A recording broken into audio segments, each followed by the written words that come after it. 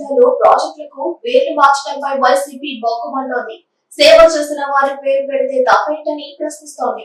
ముఖ్యమంత్రి నారా చంద్రబాబు నాయుడు ఇచ్చిన హామీలపై దృష్టి సారించకుండా కక్ష సాధింపులకు పూనుకున్నాడని ఆరోపిస్తోంది. గౌతమ్ బాబు పేరు కూడా సంగం బ్యారేజ్ తీసేసి ఒట్టి సంగం బ్యారేజ్ అని పెట్టాడు. అట్లాగే నెల్లూరు బ్యారేజ్ నల్లపరెడ్డి శ్రీనివాసరెడ్డి బ్యారేజ్ అని పెట్టుంటే అది కూడా తీసేయడం జరిగింది. ఆయన శ్రీనివాసరెడ్డి గారు కూడా ప్రజానాయకుడు, మంచి పేరు తెచ్చుకున్నాడు, ఒక నిజాయితీ పరుడుగా ఆ రోజుల్లో మనం అందరం భావించేవాళ్ళం. అటువంటి ఆయన పేరు కూడా తీసేయడం జరిగింది. అలాగే నెల్లూరు జిల్లాలో పెన్నా నదిపై ఉన్న సంగం నెల్లూరు బ్యారేజీల పేర్లు ఎలా మారుస్తారంటూ ప్రశ్నిస్తోంది. ఆయా ప్రాంతాలకు సేవ చేసిన వారి పేర్లు పెడితే తప్పేంటని ఆగ్రహం వ్యక్తం చేస్తోంది. నెల్లూరు జిల్లా సంగం బ్యారేజీకి దివంగత మేకపాటి గౌతమ్ రెడ్డి పేరు అసెంబ్లీలో బిల్లు పాస్ చేస్తే దాన్ని ఎలా తొలగిస్తారని ప్రశ్నిస్తున్నారు. మాజీ ఎంపీ మేకపాటి రాజమోహన్ రెడ్డి గౌతమ్ రెడ్డి పేరు తొలగింపుపై ఆగ్రహం వ్యక్తం చేశారు. తెలుగు రాష్ట్రాల్లో గౌతమ్ రెడ్డి మంచి పేరు తెచ్చుకున్నారని, ఆయన జ్ఞాపకార్థంగా సంగం బ్యారేజీకి మాజీ ముఖ్యమంత్రి వైఎస్ జగన్మోహన్ రెడ్డి పేరు పెడితే దాన్ని ఎలా తొలగిస్తారని ఆయన ప్రశ్నించారు. నెల్లూరు బ్యారేజీ నిర్మాణానికి నల్లపరెడ్డి శ్రీనివాసరెడ్డి పేరు పెడితే దాన్ని తొలగించడం ఏంటని ఆయన ప్రశ్నించారు. నల్లపరెడ్డి శ్రీనివాసరెడ్డి నెల్లూరు డెల్టా మెటర్నీకరణకు ఎన్నో సేవలు చేశారని మాజీ మంత్రి కాకాని గోవర్ధన్ రెడ్డి పేర్కొన్నారు. నెల్లూరు జిల్లాకు సంబంధించి ప్రతి ఒక్కరికి తెలిసినటువంటి విషయం, నెల్లూరు జిల్లాకి అనేక ప్రాంతాలకి సాగునీరు అందించడానికి విశేషంగా కృషి చేసినటువంటి వ్యక్తి, సాగునీటి రంగం మీద అనుభవం ఉన్నటువంటి వ్యక్తి పెద్దలు నల్లపరెడ్డి శ్రీనివాసరెడ్డి గారు. ఆయన పేరిట నెల్లూరు బ్యారేజీకి నల్లపరెడ్డి శ్రీనివాసరెడ్డి బ్యారేజీ అని నామకరణం చేయడం జరిగింది.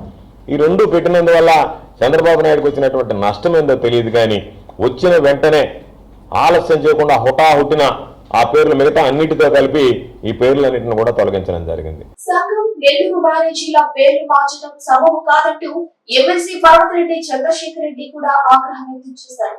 ఇకనైనా వీరి పేర్లు నమోదు చేయాలని ఆయన డిమాండ్ చేశారు.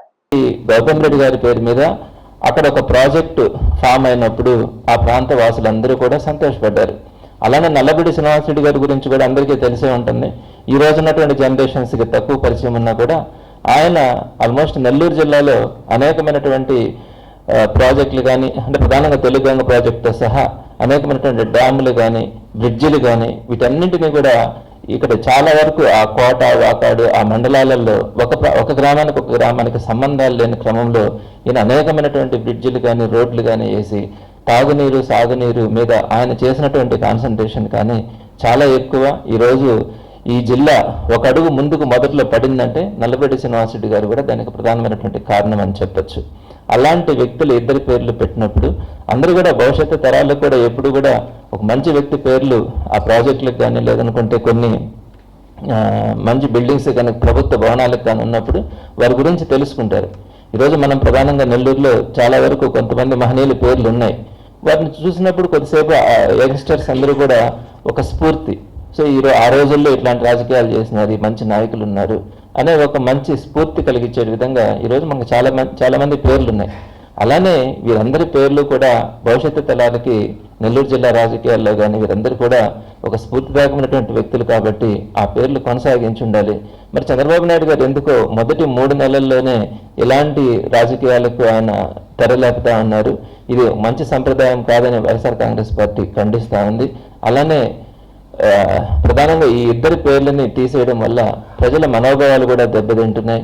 కాబట్టి మరొకసారి ఆలోచించి అందరూ కూడా తెలుగుదేశం పార్టీ నాయకులతో సహా, నల్లపరెడ్డి శ్రీనివాసరెడ్డి గారు అయితే తెలుగుదేశం పార్టీకే ఎక్కువ సేవ చేస్తున్నారు, సో అందరూ కూడా ఈ ఇద్దరి పేర్లని కొనసాగించేలాగా ప్రభుత్వం మీద ఒత్తిడి తీసుకొని వస్తారని, వారిద్దరి పేర్లు కూడా కొనసాగించాలని ప్రజల తరపున కూడా వైఎస్ఆర్ కాంగ్రెస్ పార్టీ డిమాండ్ చేస్తోంది.